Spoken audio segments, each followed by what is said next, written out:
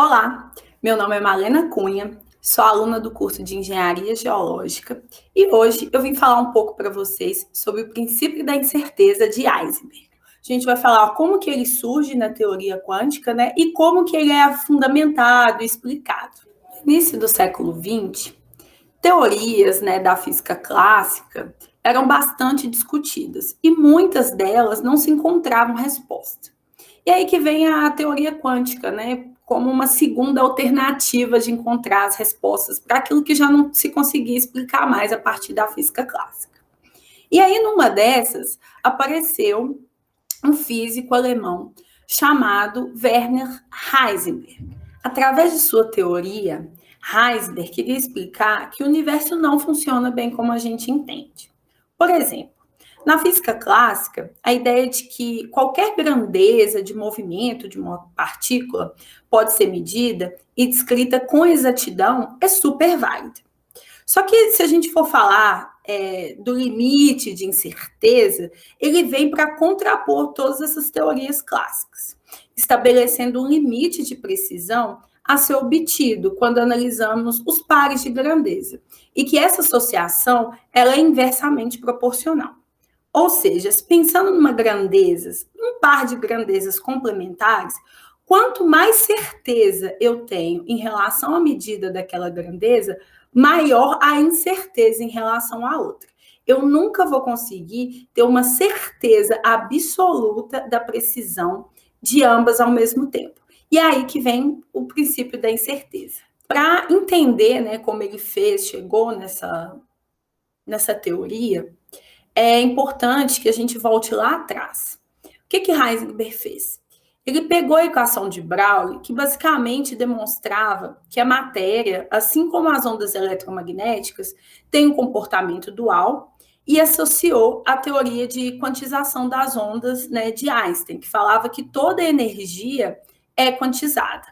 Ele pega essas duas teorias iniciais e desenvolve matematicamente, relacionando, né, a velocidade e a posição de uma partícula que é quantizada. E é isso que eu vou tentar explicar um pouco para vocês aqui agora. Vamos supor que temos uma partícula e que queremos descobrir a velocidade e a posição da partícula no espaço. Se medirmos a posição, podemos notar que a velocidade fica praticamente infinita. Se fizermos o contrário, medirmos a posição, percebemos que ao obter a velocidade, os valores da posição ficam muito estranhos e não é possível de se definir com certeza a posição daquela partícula.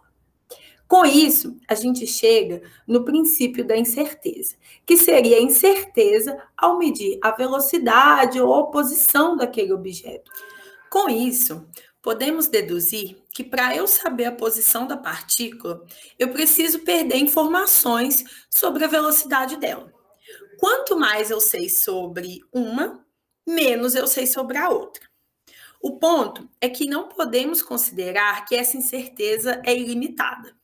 E com isso, Heisenberg chega num valor, definindo o limite mínimo de incerteza, onde ele obtém a fórmula.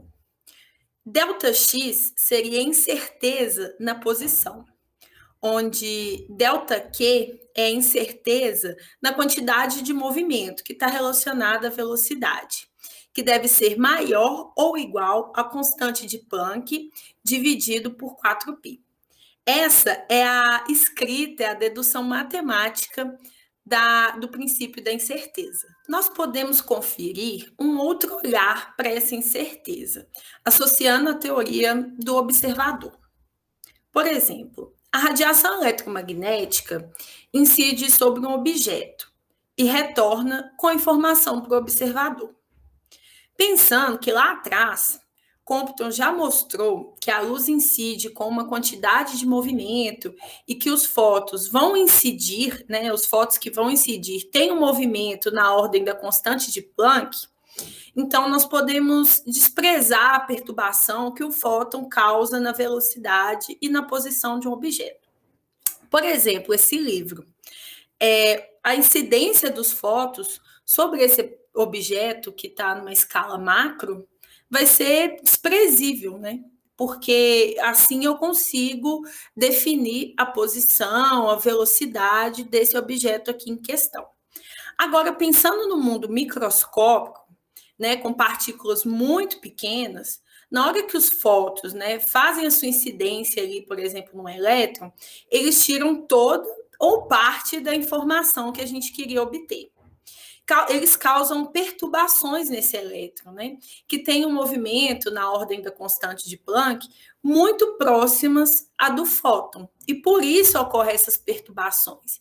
Que quando eles nos retornam essa informação, não está com uma certeza inferida, né, porque houve ali uma perturbação dos fótons incidindo naquele elétron. Então, aquela informação que vai me retornar não é uma informação da posição ou da velocidade 100% verdadeiras. Eu não posso conferir a elas uma precisão máxima. O que a gente pode concluir, depois de toda essa contextualização, é que o princípio da incerteza de Heisenberg nos ajuda a entender outros problemas da física quântica e que, principalmente, ajuda a entender que a mecânica quântica é fundamentalmente probabilística, que o simples ato de medir altera a medida, diminuindo a confiabilidade. Existe, né, um limite mínimo de precisão sobre as informações que o mundo nos passa. E o princípio da incerteza nos ajuda a entender isso, que a própria natureza ondulatória das coisas estabelece um limite para o que a gente conhece.